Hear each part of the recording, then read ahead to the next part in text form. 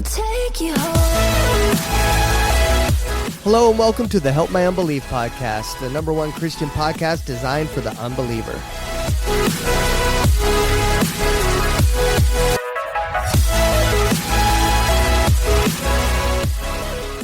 Thank you so much for tuning in to the Help My Unbelief podcast, which is the number one podcast designed for you, the unbeliever, or even if you're not an unbeliever and you're just tuning in to listen to a Christian podcast.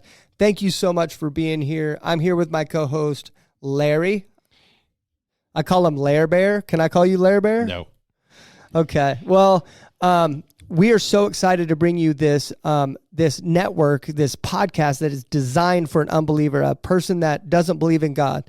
I feel like in Christian media, there's this big hole, and I've talked to you about this so many times, but I just want to keep saying that like, I want to make it clear I'm not talking crap on Christian media. I'm not saying anything bad because I think it is necessary, and I think it's necessary in bulk. So. But what you don't see is you see in Christian media that it's always designed for a person that already believes in God. And so I wanted to design a network that for a person that doesn't believe in God, or for a person that like now, you know what I'm seeing a lot of that didn't really, you either did believe in God back in the day or you didn't.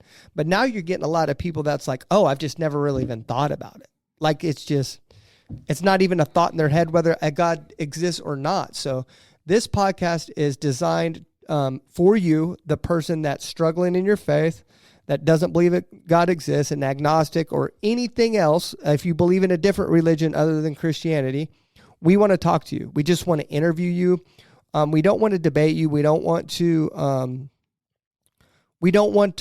drag you down, argue or anything. So we just want to talk to you. We want to interview. We want to hear your story. And so we're going to be reaching out to a bunch of people. But this week, it's going to be for you to get to know your hosts, me and Larry. My name's Zach, by the way, if you don't know me, which most of you do because I'm super famous. But I'm a whole lot less famous, but they call me Larry. I have 1,200 followers on TikTok. Thank you. And I have none. Well, you're going to. That's why I got so excited about this when Zach came to me, is simply because I do really like to witness to people. I like to share God's love with others as we go throughout the day, just a normal day. You really do. God gives me an opportunity to share his love each and every day. My wife and I do pray together in the morning before she goes to work. She's got to be there like 5:30 in the morning. So we pray really early before we start our day that God gives us an opportunity to share his love through every day. Yeah. And he has given us opportunity after opportunity. Yeah.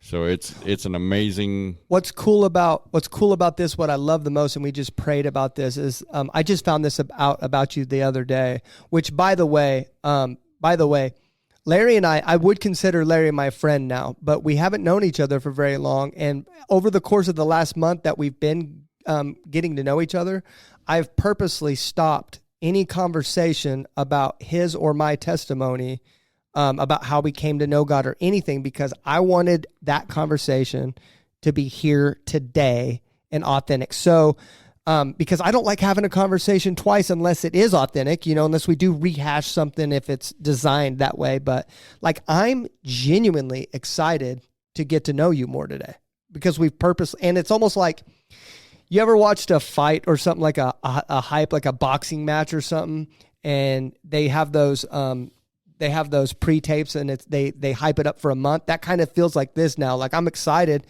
that we get the opportunity. Like, we don't have any rules now. We can get to know each other, and it's going to be done right here. Well, the weird thing is finding out that we have a lot of connections that we didn't even know about having. I know. I worked with your son-in-law. That's crazy. We had one more too, didn't we? You have one with Brandon, which is a friend of mine as well from our church. Yeah, Brandon Crow. We both go to the same church, and it's pretty amazing that God sent you to talk to me before we ever even knew that we had a connection. Yeah. Or an opportunity to, I don't know anything about doing these podcasts, or I'll say all the old words like on air. He reminds me of that. He's a lot younger than I am. Yeah. He's same age as my kids. Well, So- he reminds me that I'm a lot shorter than he is too. I mean, how this started for me is I've been producing podcasts. There, some of you, I'm sure, are gonna know me from the past. Some of you are gonna come over from things that I've done in the past, and I thank you for that. You guys mean the world to me for being loyal and coming over and following me and what I've done and into this, because I know some of you are going to be here from that. But even me and my wife talked before, whenever I was producing these podcasts for other people or doing my own worldly podcast.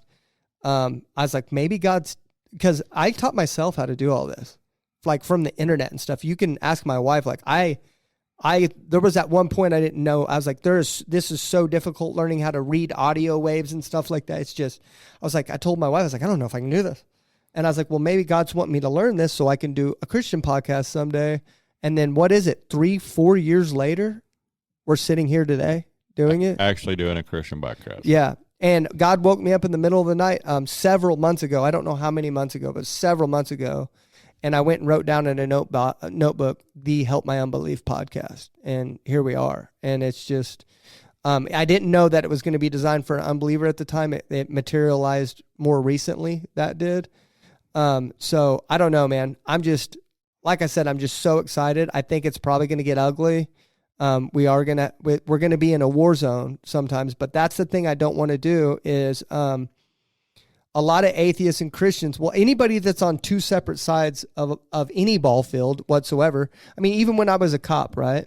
Deputies and police officers, you weren't supposed to get along because you're like in two different, like, you know, it's weird, I know, but a lot of them didn't get along, or highway patrol and city cops didn't really get along all the time. So I can see that there's probably going to be some sort of division between us and atheists or people who don't believe. But I want to, my goal is to show you that we're all on the same team. We're all on the same team. We're all just trying to do what's best. And nobody wants to go to hell. Nobody wants to live in torment or be hurt. Nobody wants to do the wrong thing. Everybody wants to do the right thing. I think that's true, right? That everybody at least It's wants actually to. embedded in you from birth, in all honesty. Yeah, You know, that was part of what God actually put in you, yeah, is to do the right thing. Where it comes into the wrong side is our own personal nature. our own desires. Yeah, Yeah, our desires, our sinful desires, and then our pride and our will start stepping in on that. And it kind of takes us away from that. yeah. So I genuinely believe that we're going to be able to make friends with a lot of atheists, a lot of unbelievers, and hopefully we can show you that there is evidence that our God exists, that Jesus exists, and the fact that he is still alive and he is going to come back someday and reign. And we hope you can convince of that, because we feel like there's overwhelming evidence that it is the absolute truth. And but we're like I said, we're not going to hammer that on you either. You know what I mean? We're just going to have a conversation with you. Yep. And we're going to tell you how we came to know it and things that we've learned. And then if you come with us, great. But you're going to have to decide on your own, because I'm not going to beat it. I'm not going to beat you with it. So anyway, with that being said, welcome to the show. We're not going to mess around anymore. We're going to get started. We're going to go to war. We're going to get started here. So I want to take this time to get to know Larry now, and he get to know me. So I want to know first, how long have you been a Christian? I was raised in the church. Okay. I can actually say I went to church before I was born, because my mom went to church while she was pregnant with me. So I was raised in the church. The first 18 years of my life was in the church. And, of course, you know, I got married at 18. I moved out of the house, did my thing. You got married at 18? I got married 11 days after I turned 18. So you were dating the girl before that, obviously, right? Yeah. And then you're just waiting for you to be 18, and then boom, you got Yeah. Okay. Yeah, she was our, we went to the same school. Yeah. Okay. Right. High school sweetheart. Yeah. We met in October of my senior year. Oh, good Lord. That was quick, huh? Yeah. Probably why it didn't work, Yeah, huh? that's probably why it didn't work. Yeah, Yeah. but it did work. I mean, if you stop and think about it, it did work. I have 2 daughters, and I couldn't do without. Philosophical. You just got philosophical on me. Mhm. It did work. Yeah. Okay. So Yeah, see, it worked for God's benefit that I didn't even realize at that time. But So- we won't go there. you fell away for a little while from the faith. Went after I take my own it. thing. Yeah. So how like when did you start kind of falling away from God, or did you always believe you were saved, or that you were a Christian and stuff, or like what was the thought process, or did you forget about God for a while? Like, take me through what happened when you started to fall away. What did that look like? Man, my own desires, big time. I was awarded the opportunity to become a manager at I don't want to say the company's name, but at a pizza place. At a pizza place. Yeah. Okay. So I started off right after I turned 18. Now I got my apartment. We just got married. I mean, it's like fast. I got a job as a manager at a pizza place, went through the training, and headed off to. They actually gave me maybe assistant manager at a town far away from mom. So now I'm away from mom. I'm away from her influence. My dad. I'm away from him. Where they helped you stay together, essentially, like keep you like good, I should say. Did they help you keep you good when they were around? Yeah, mom. Were they like hardcore Christians? I'll see you at church. Oh, yes, very much so. Yeah. Okay. Good. Yeah, dad was the Sunday school superintendent. Mom was a Christian mother that stayed home. Nice. So, when counselors called her from school, she knew which child instantly, and they called her by her first name. So you started working at this pizza place, and you moved away from them, and then we moved to another city, 85 miles away. So I had work to do. I started the first thing really that started interfering was working on Sunday. When I was living at home, Mom never allowed us to work on Sunday, period. No matter what, yeah. That was a period thing. I mean, nothing. You didn't work during school, and you didn't work, yeah, at that time. So, of course. So the first thing is, as a manager, you work on Sunday. Especially, I was an assistant manager, not a manager, but at that time.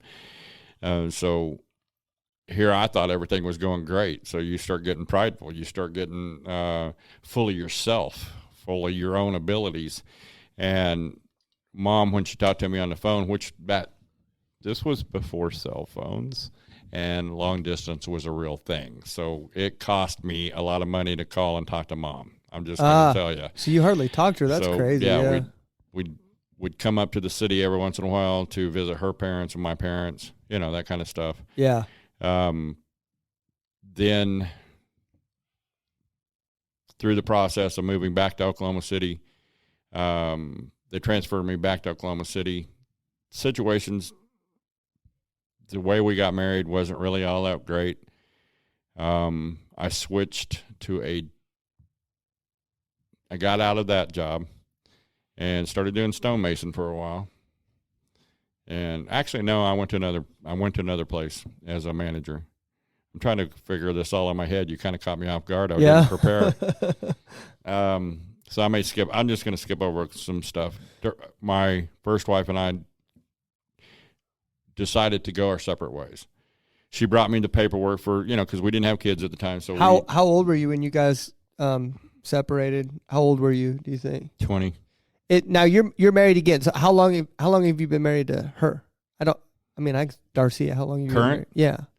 We have been married 8.5 years. Oh, nice. Okay, so yeah, we've been together like 14.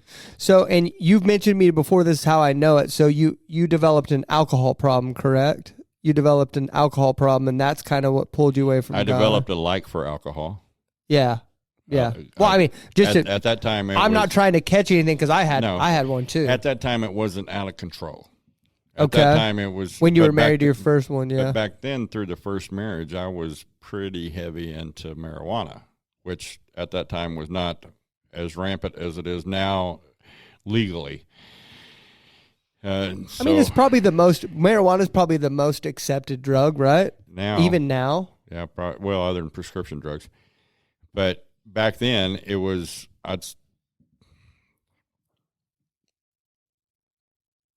trying to reveal myself without it doesn't really matter. It's part of my testimony. I want the audience to know that the actual fact of that was I started smoking a little bit of dope in high school, and then it progressed to where I'm in my own house. I'm under my own control. I smoked it in the morning before I went anywhere. I smoked it at lunchtime. I smoked it during the evening and before I went to bed. So pretty much I was never not high. But I operated in that frame, so I was a functional addict. Yeah. Okay. Now, and I can say that some of the stuff back then probably wasn't nearly as strong as it is now. No, because it's not. We didn't have chemical enhancements back then. So through all of this, P-tests weren't that big of a deal back then. They were just now starting to come on, urinalysis tests were not that prevalent. You can say P-test. It sounds way better. Urination analysis sounds super boring. This is a podcast. We say P-test. Yeah. So I didn't really have to hide it until my first wife and I split up. And when we split up, she brought me the divorce paperwork. We went to the tag agency and they notarized my signature. And then it wasn't shortly after that I got a girlfriend and then got in a lot of trouble. And wait, you got in trouble? You went to jail? No, not at that time. No. Okay. I'm going to explain something to you for all the viewers. Okay. Larry's never been on a podcast ever in his entire life. So he is literally bearing his soul we're in a church right now recording this. We're in our church right now. And he's bearing his soul to people he doesn't know. He doesn't know you from Adam. In fact, there's probably several of you that I don't know from Adam. And so you got to remember, he's doing really well for being on podcast the first time. So we got to give him a minute because he's looking at me like, I can't believe you're asking me this on air, but give him a minute. We'll get it out of him. Yeah, we'll get it out of him. It works. The girlfriend that I had a lust for somebody else. And here's the thing. I was consumed by lust. I can see this now. I couldn't see that then. So I was a stoner that was consumed by lust. And I drank a lot. That kind of covers several of y'all out there. Just trust me. But I wasn't going forward with a lot of different avenues that I should have. Like I should have gone to college or whatever. So I decided at the breakup of this particular girlfriend, and I had just gotten through a divorce. So I was like, man, I just want to get out of here for a while. So I did what every 21-year-old by that time kind of does when they get overwhelmed. I wanted to get out of the state, but I had to be paid for getting out of the state. So I joined the Air Force Reserves. Ah, yeah. Went to basic. And I did a lot of experimental drugs so that I could say I did just before I went to basic so that, You did the hallucinogens and all that stuff. Yeah. Yeah. Set a new record on Defender, which was a video game back then. On acid? Cranked out, yes. Cranked out. No kidding. Yeah. I've never done hallucinogens, and there's a reason why I haven't. It's because I have like an anxious demeanor, and I know for a fact I would have been like scary zombies and stuff like that. Yeah, I was a little hard to handle back then. Really? Just a tad. Were you an arrogant guy back then? Oh, very much so. No, I was not conceited at all. I was convinced. There's a difference. Okay. There you go. Or at least in my mindset. Yeah.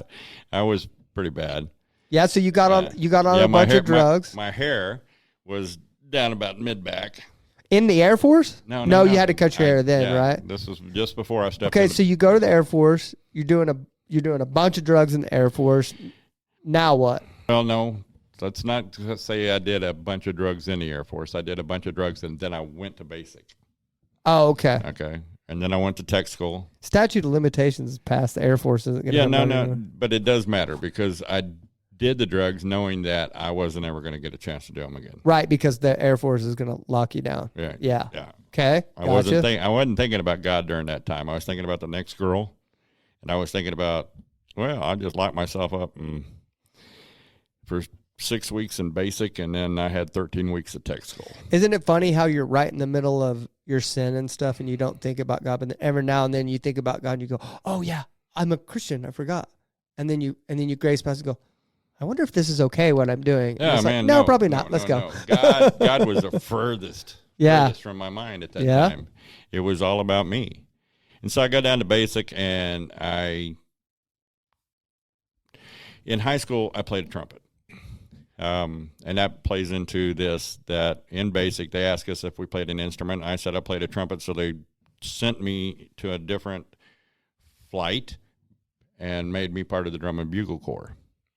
Okay. So in the drum and bugle corps, in basic, the whole idea behind basic is they separate men from women, period.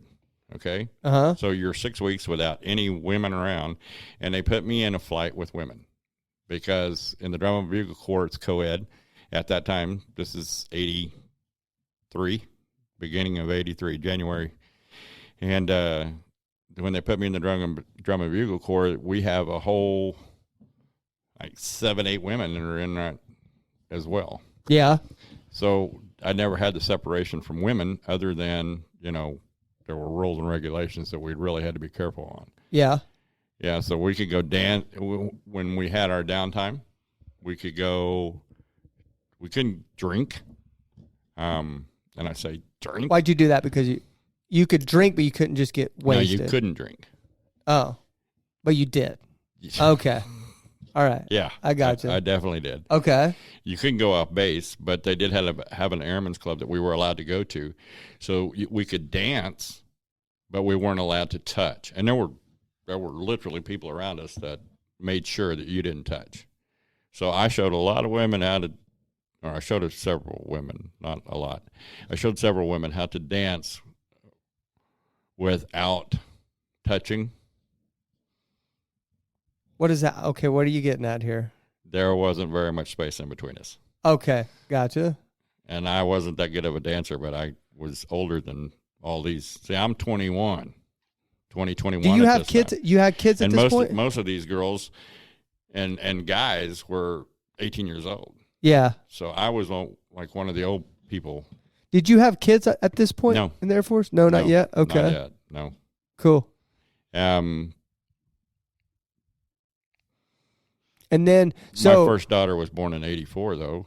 Really? February. Me, 85. I'll explain that here in a minute. Okay, so you're in the Air Force. You're doing a bunch of drugs. God was farthest from your mind. So then what? You get out of the Air Force? Well, I went to basic, and then I went to tech school. Yeah, for your job. There's more women, and you're able to, after first 2 weeks there, after basic, then you're able to go off base and stuff like that. So far we're at drugs, alcohol, and women. I'm a long way. I'm in a different state from my mom. Yeah. I'm older than most of the people around me. I'm more experienced than every one of them around me, with the exception of a couple of people that were being retrained into my career field. Because I entered a critical career field, I'm actually above them in rank as well. Oh, so nice. It's like bang, bang, bang, way too much fun. Yeah. Way too much. It's so like far, it's like what I hear about people going to college. Yeah. And kind of going except on crazy. Steroids, yeah. I'm kind of crazy in the military. So far we're at drugs, alcohol, and women. So like by the time we get to my testimony, I'm just going to be like samesies, because it's just like it sounds like. Well, it's typically what you find yourself doing as a young person. Yeah. Finding yourself. And yeah. Some of us, it takes a whole long time. Oh, man. Like, that's the thing about me that I keep telling people is like, I'm 37 years old, and I feel like just now I'm starting to be like, time to grow up. Yep. It's like I'm already halfway through my life. It's like, man. Well, when I come back to Oklahoma after tech school, I actually bought a car so that I could drive, because I don't like to fly. It's not like I panic or anything. It's just I'm a control freak, and I'm not in control. You don't like, yep. So I don't like to fly. Same way, dude. Okay. So I bought a car, and I drove it home. Yeah. And I had been talking to my parents every week or so. I'd make a phone call from the payphones up there and talk to them. And my ex-wife, because I'd signed the paperwork, my ex-wife would be there sometimes with my younger sister, and she would be on the phone talking to me. And we had agreed that I already had a job lined up that I had before I left. This is a few days less than 6 months that I've been gone. I know that I have a job, and I just didn't have a place to stay. So she said, well, why don't you just stay with me until you get a place? Right? Yeah. Hey, it's like bouncing back in with an ex-girlfriend, right? So, We all know where this is going. Ain't no Okay. big thing. Yeah, right. So apparently she got pregnant with my oldest daughter in the first week I was home. It's possible. Well, it was a panic mode for me, Yeah. because I'm like, I didn't think I could have kids. I really honestly did not think I could have kids. And to back this Why? up Because you had sex neither- with so many neither females? one of my brothers have children because they can't. And I honestly thought that I could not. You thought you couldn't because you had sex with so many females and nobody got pregnant and stuff yeah, like that? Yeah. Yeah. Okay. Yeah. Well, okay, so then you got pregnant with her. So then you guys decided, do you guys get married again? That is when she tells me she actually never filed the paperwork that I signed. So I had never actually been divorced. Ah. So what do we do? You just stayed married. Yeah, we stayed married. And then you had how many kids with her? 2. 2? Yeah. Desiree, I don't mean to give her out her name. My second one came just shortly after that. Yeah. She was born in 85. Hey, just to let you know, you might as well be as open as you can on here, even names and stuff, because if people really wanted to find it out, they would. Yeah, well, That's why I haven't talked to them about this yet. So, Oh, you haven't? yeah, no. They don't know that Dad's doing this right now. Okay, so you have 2 kids total, though, right? And we were together about 7 years before we ended up getting a divorce. An actual divorce, An actual right? divorce, yes. And then, so how long after you got a divorce from her did you meet Darcia, or did you have another wife in between there? Oh, man. You've got a lot. It's long. Darcia is my 4th wife. No kidding. Really? Mhm. You're a slumdog. Oh, hold on. Okay, I'm going to ask a general question. A general question here. Because I probably have the same answer to that. Oh, now, in your divorces, do you feel like you had a lot to do with it, or it was the women that had a lot to do with it? Were you like the problem in these relationships, or was it the women? Accountability check. Number 1, definitely me. Okay. Definitely me. I couldn't keep my eyes off the women. Yeah. I mean, I had literally gone back to the marijuana. Yeah. Look, I know that the Lord was protecting me even then. And I'm going to say this, and thank goodness I've been out of the reserves for a long time. But even the military couldn't get me to stay off drugs. Yeah. Okay. I mean, it wasn't drugs. It was just the marijuana, but I was a constant user of that. Yeah. So being in the reserves is a lot different than being in the active duty. However, you still get tested. I never once had a test in the military, with the exception of the one that when I first went in, and they had asked me if I'd used marijuana, and I said, "Yeah, sure." Did you fail it, or high school? Well, they found traces of it, but they passed you through? yeah, I told them, "Yeah, man, we did a party." Okay, so skip forward. I want to skip forward. Okay, now we know you have multiple wives and that you're Slumdog, right? We got that. I'm going to call, now, instead of calling you Lair Bear, I'm going to call you Slumdog Lair. Or Lair Well, the the reason I said Slumdog. you can't use Larry Bear is because my aunt uses that. Oh, okay. So now we're going to move forward, skip forward to when you met Darcia. Now, when you met Darcia, which is your current wife, right? What a beautiful woman. She is very pretty. She is yes. Okay, so I didn't have the right intent when I met her. no. What do you mean? Like it was all visual on my her. goodness, yes. Okay, so you met Darcia. The fortunate thing is that I still feel that way about her after 14 years. That's good. She is And then now her inside is more pretty than her outside. Yeah. And her I haven't got outside the is pretty chance to hot. got to. My wife has got to know her a lot more than I have, but and my wife loves her. So, so you meet her. Are you still in active addiction when you meet Darcia? No. You're not. You weren't in active No. addiction. We have to go back to wife number 2 for that. Okay, so you're completely sober when you meet Darcia No, I was on alcohol, on alcohol. but I didn't okay. do drugs. I had hoard drugs by that time. Were you an alcoholic though? Were you abusing alcohol when you met Darcia? I'm thinking that answer through because I truthfully do not feel that alcohol had that much control over me. At that time, I drank when it was opportune to drink. I did not go to work drunk. See, that's why like all my friends told me I wasn't an alcoholic. I haven't drank in 4 years, by the way. I quit. But the reason why I think I was an alcoholic was because there was a time where right when like a year before I was trying to quit, where I would tell myself in the morning when I woke up, when I went to work or something, which I'd only drink like a 6-pack or 8-pack or drink 8 or 12 or something like that, which I mean, I guess is quite a bit. But I would wake up in the morning and be like, okay, no more. I'm never drinking again. But then I'd go drink again that night. So I feel like it had some level of control over me. If we go back to wife number 2 briefly, she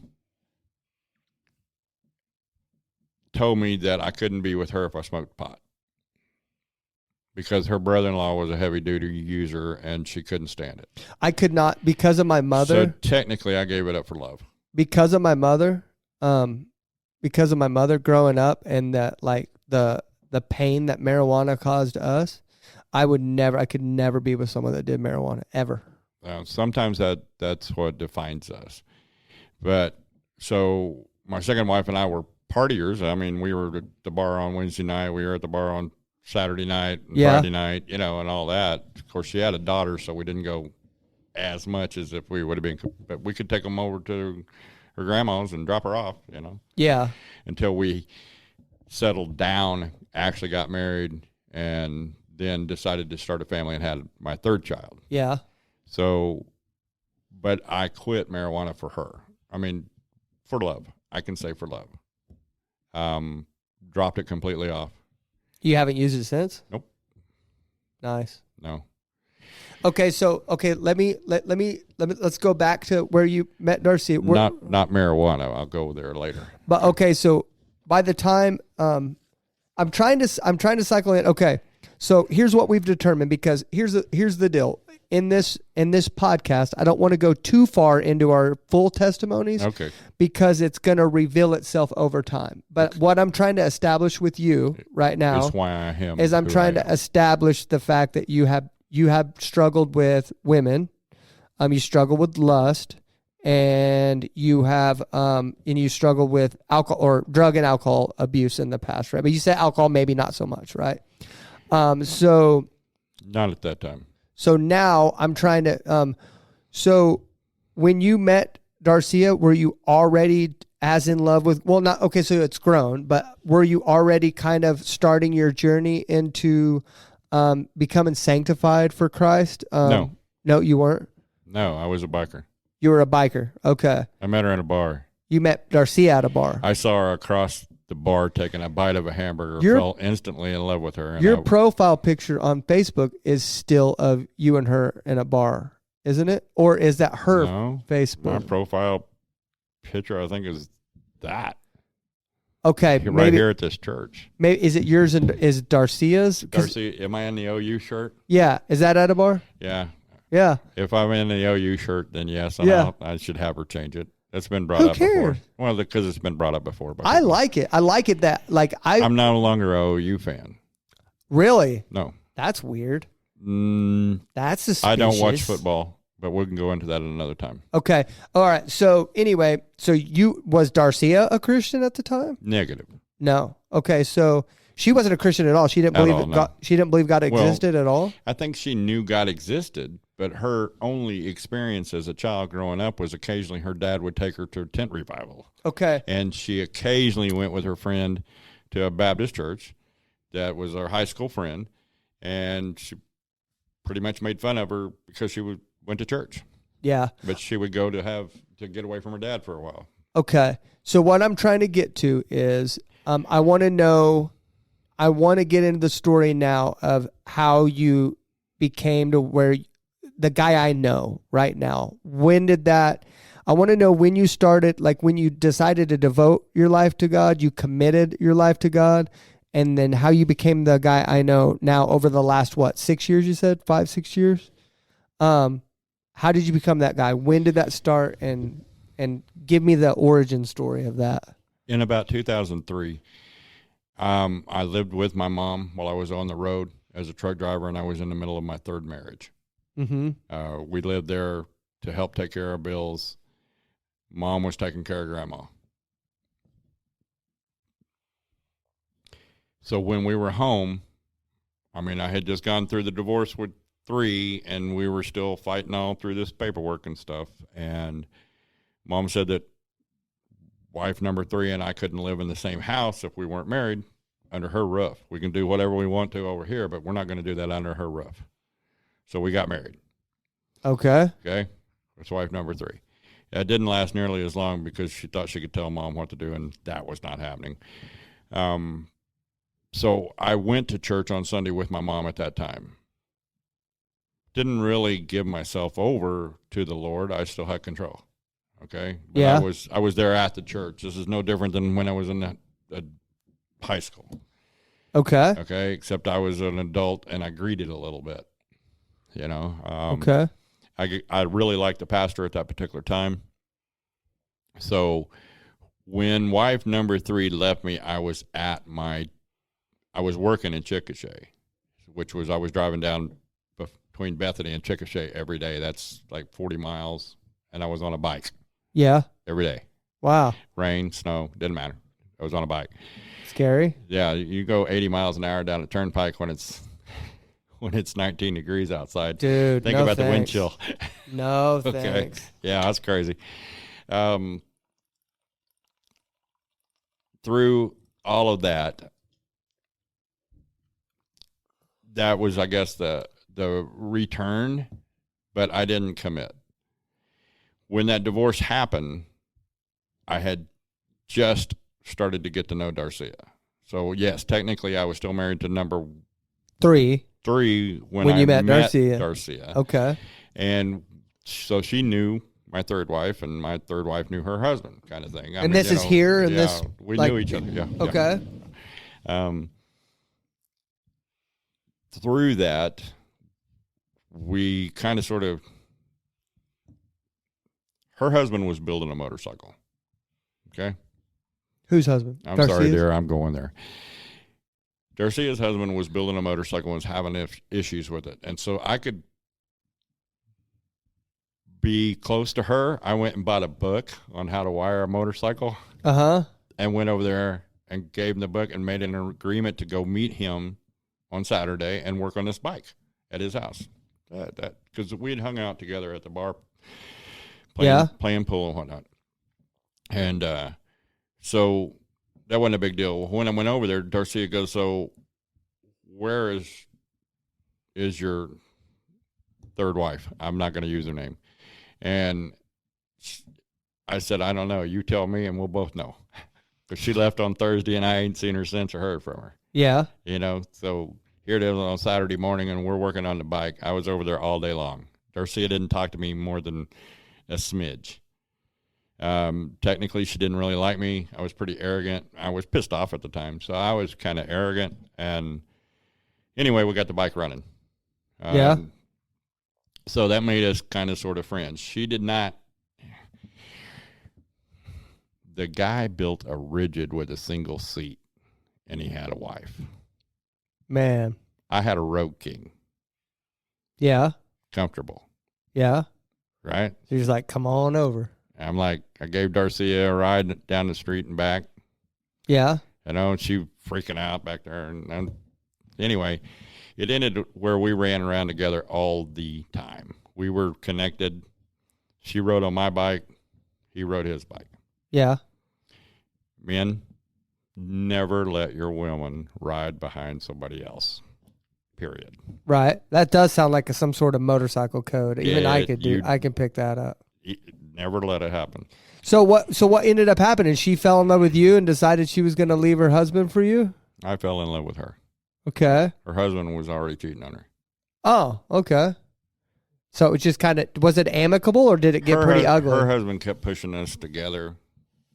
Because he was cheating on her. Yeah. So he was doing it on purpose, oh, I okay. mean, I can see all of it now, but nobody's going to believe any of what I'm saying. Yeah. You know, we were together all the time. She fell in love with me. I fell in love with her. So it was amicable. Yeah, definitely. And I'm still head and heels over in love with this woman. Yeah. But what she did was change my outlook on women.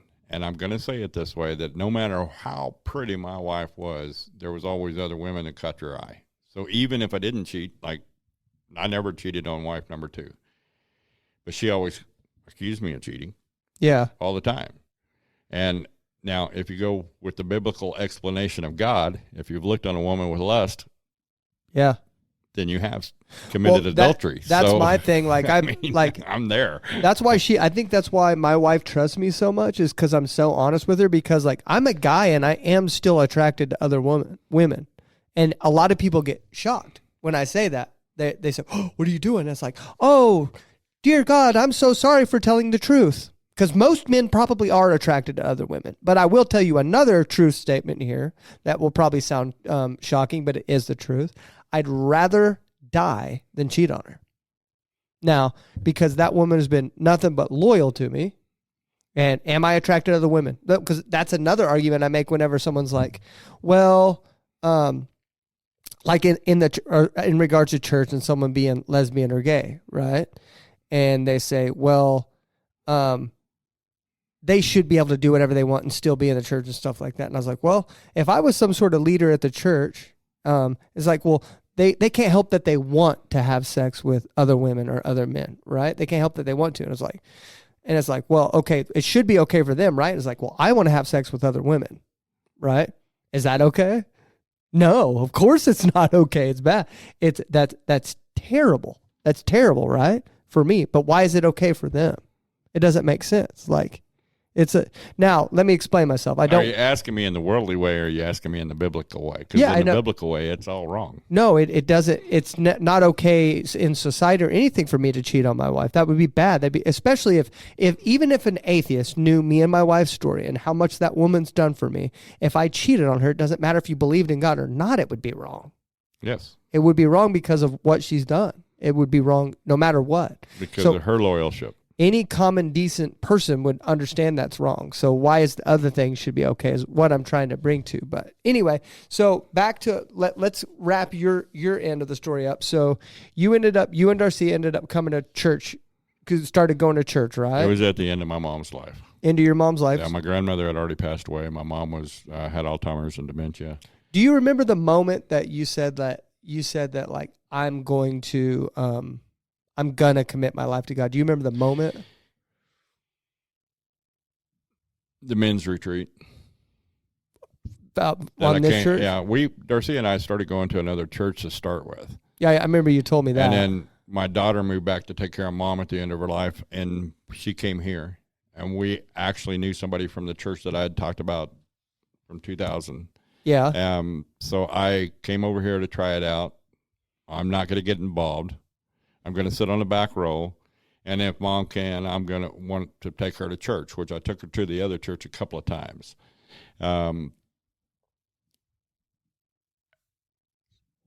ended up getting involved a lot. I ended up greeting. Because Brian actually kind of pushed me toward the greeting part, because that's what I was then, and I didn't realize the effect that it actually has on me. So I started stepping in and greeting. But the real change and the real commitment and the real dedication came after I went to a men's retreat, and I decided at that moment, I'm all in. I'm going to exchange everything that I was for the world. Because, everybody I invited to the bar, everybody I invited, come try to beat me in a game of pool, okay? I probably could. That wasn't arrogant. That was truth. I probably could. We'll have to try that out. Darcia and I have not picked up a stick since we left the bar. So I mean, we have sticks at the house. I'm not that great either. You know, they're sitting there. We haven't used them. Yeah. I don't go back to any kind of type of bar situation at all because I'm not going to go put my head back in the lion's mouth. No, yeah. But through that, I decided to be as loud for Christ as I am or I was for the world. And I intentionally wore this shirt here, okay? Your camera's right there. Yeah, I hope you can see that. That's the Harley Davidson shirt. It's one of the very few that I still own.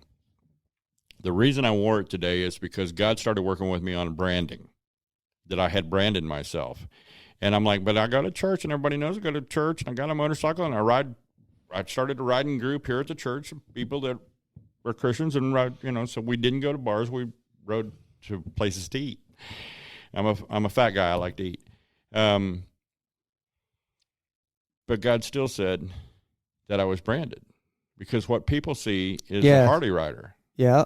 Right? And I had the black Harley, the Ultra Classic, 2012, nice bike. I was on it all the time.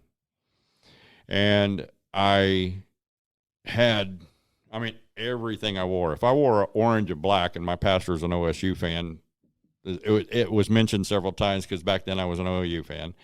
And OSU is orange and black, and I would say, no, I don't wear that orange and black. I wear the Harley Davidson orange and black, you know. I'd point it out.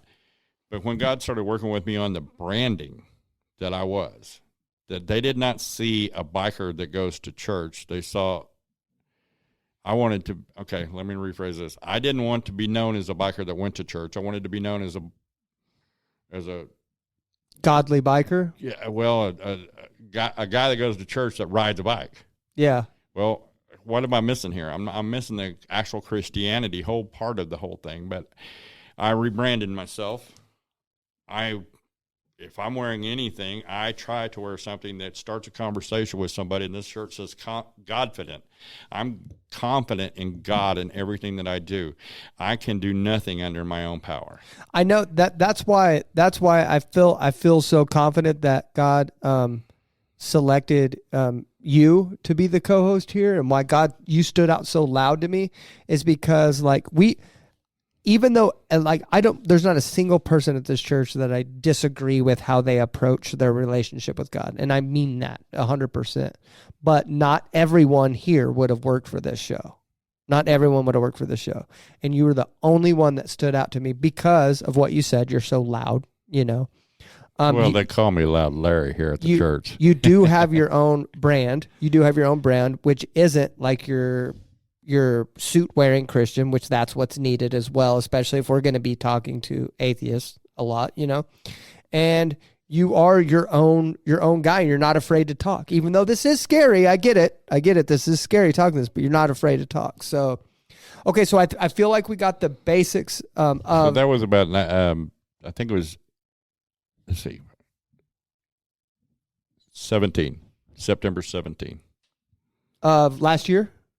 No, September of 2017. Oh, gotcha. Was when I went to the men's retreat. Okay, so we've got the basics of where you really started becoming a Christian, and so we'll dive into me a little bit so the audience can get to know me just a little bit. I'm going to go real fast over mine because mine's pretty easy. Really, my testimony isn't that long. I wrote an email to the pastor about this because when I turned 18 years old, I had been going to church since I was a baby too, like pretty much 0 to 18, like you said. And I got saved whenever I was, I think, 7 or 8 years old. And I still have the video where I was like, you know, I went down, pastor hands you a pamphlet, read off of it, and then everybody's bawling and happy because now I have no matter what I do, I'm eternally secure now, right? And hold on, I know I'm being facetious. I know. I was just going to say that I probably married that as well. I gave my heart to the Lord when I was a baby as well, or, you know, young. I'm being facetious. Okay, you got it. Okay, so both of us. I read off this pamphlet, and then I got baptized, and now that I'm 8, I can do whatever I want, and I'm eternally secure. That's what the message was in my church, right? Which I got to tell you, man, the people I grew up with and the leaders I had at church, I think I want to make it clear. I think they play a pivotal role on maybe laying a base or a groundwork of who I am in Christ now, but they definitely weren't teaching. Okay, so here's when I turned 18, right? I moved away and I stopped going to church, but I actually started reading the Bible for myself, and I started reading in there. I'm going, whoa, wait a minute, like this isn't the same thing that I learned growing up. This isn't the same thing, especially in the New Testament, right? Especially starting to read in the New Testament, like I read the book of Hebrews, and I'm like, whoa, wait a second, like this isn't good, man. Like I need to, like I'm abusing my own prescription medicine. I'm having sex with whatever female I want to, whenever I want, and I think I'm eternally secure and stuff like that. And then I start reading the Bible for myself, and I go, whoa, wait a second, like what I'm reading out of here is I've actually got to do something, right? So then I start struggling with sin a little bit, right? But I was always half in, maybe a quarter in with God, right? I'd try to quit something, and then I was in this like workspace salvation, because even though that you do need to be sanctified in Christ, but you have to devote your life to God and follow in his plan, right? You have to follow the will of God. It still isn't you. It's not by your works that you're saved. Your works are like dirty rags. So I know that there's nothing that I did to get saved, but you still have to follow the will of God, and you still have to be led by the Holy Spirit, or you're not saved. I'll just say that right now. I'm not afraid to say it. Or you're not saved. You cannot do whatever the heck you want and expect to go up to heaven and be saved at the end of the day. It says in the Bible that the road to God is narrow. Narrow. Very narrow. It's narrow, and it's hard. And I left my book of life in the other pants, and my other pants, and I'm still not sure if. Say the rest of that though. What now? But it's a wide road to damnation. That's what I'm saying. Like, and so I am working out my salvation every day with God right now. That's what I'm doing. So anyway, but I had never fully committed until literally December of last year. And I tell you this, from my point of view, I wrote off churches entirely. I never was going to go to a church again. And then I dang sure wasn't going to tithe or do anything. I dang sure didn't believe in tithing, right? Well, in December, I decided to fully commit to God and I started listening to Dr. Charles Stanley. And Dr. Charles Stanley is very big on how to listen to the Holy Spirit and how to be guided by the Holy Spirit in your everyday life, walking with God in your everyday life. And so I started listening to that, and I said, there's a way to actually listen and be guided by the Holy Spirit every day. So I decided to start doing that.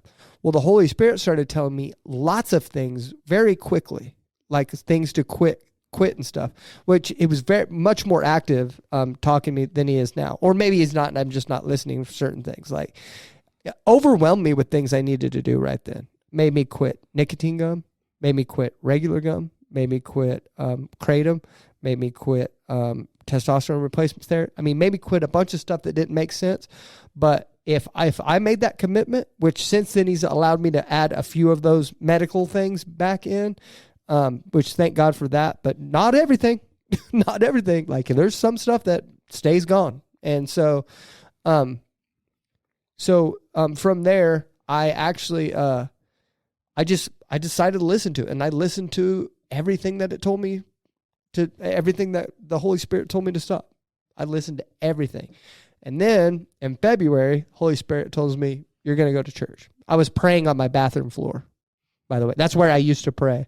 But I would actually like sneak pray. I don't know why, but I don't even know if my wife knew that I pray, but I prayed since we've known each other.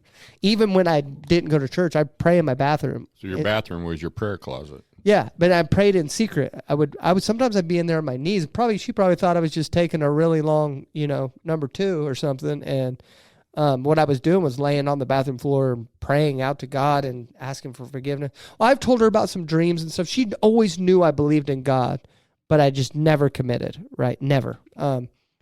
Well, I had committed, and I was on the bathroom floor and I was praying, and I heard very clearly from God. He was like, you need to pick a church to go to, and you need to pick it now. I was like, okay. Well, and then I came between these two churches, the church we go to now and another church. And then I put a heart next to one because I read a review about where Pastor Kevin helped a guy. The guy that was writing the review was saying that Pastor Kevin helped him find his God-given spiritual talent. And so that appealed to me greatly because, like you said, we've both been praying for a purpose from God. And that's means more to me than any dollar amount or anything I could have is I pray for purpose, right? And so I was at a job at that time, and I really started getting attacked by the devil whenever I decided to commit to going to church. And I picked this church. And God said, not only are you going to church, but you're going to tithe 10%. So God was giving me all these challenges that I said I would never do, to do right away. And so that's where we're at now. In March, I walked through the doors of this church, and I've been in here like I think I've missed, we've missed like 2 Wednesdays and we've missed like 2 Sundays since March. And I've tied 10% of every dollar we make. Now we own our own roofing company since then. We definitely struggle a lot more with our mental battles and stuff like that because the devil really attacks us. And that's why I think that we may be like super onto something because the devil really, really attacks us. You know what I mean? Yes, I do. And if he doesn't attack you, that's because he's not worried about you. So in full transparency, I would still consider myself maybe like a teenage Christian. And I was telling my wife this the other day. Because the way I am as a Christian kind of reminds myself of the way I was whenever I was a teenager, because in the world, I have grown up quite a bit, and there's a lot of things that I don't do anymore, but I still remember. But being a newer Christian reminds me of the way I was when I was a teenager, because I remember whenever I was a teenager, and my parents wouldn't let me do something, right? But I really wanted to do it. Well, I couldn't yell at my parents because I'd get smashed, right? I'd get thrown through a window or something. My dad was crazy, dude. Like, I couldn't do it, right? So I couldn't show my emotions like greatly to him, or I'd get beat up, you know? I mean, not like abuse. He wasn't abusive, but I would have got spanked or something, you know? I'd get disciplined, which very rightly so. I would do the same thing to my kids if they threw a fit. So I'd go up to my room and I'd put my face in a pillow and I'd scream. I'd be like, I would cuss. I would do everything. I was so mad that they wouldn't let me do what I was going to do, right? Well, I do that same thing now. Like, well, I don't go scream in a pillow, but I throw little mini fits if I don't get my way, if things don't go my way. And guess what? I think God's just showing, like, almost never gives me the way I want. Okay, first of all, God blesses me. God blesses me and makes my life easier than probably most people's, but it's never my way. It's always his way.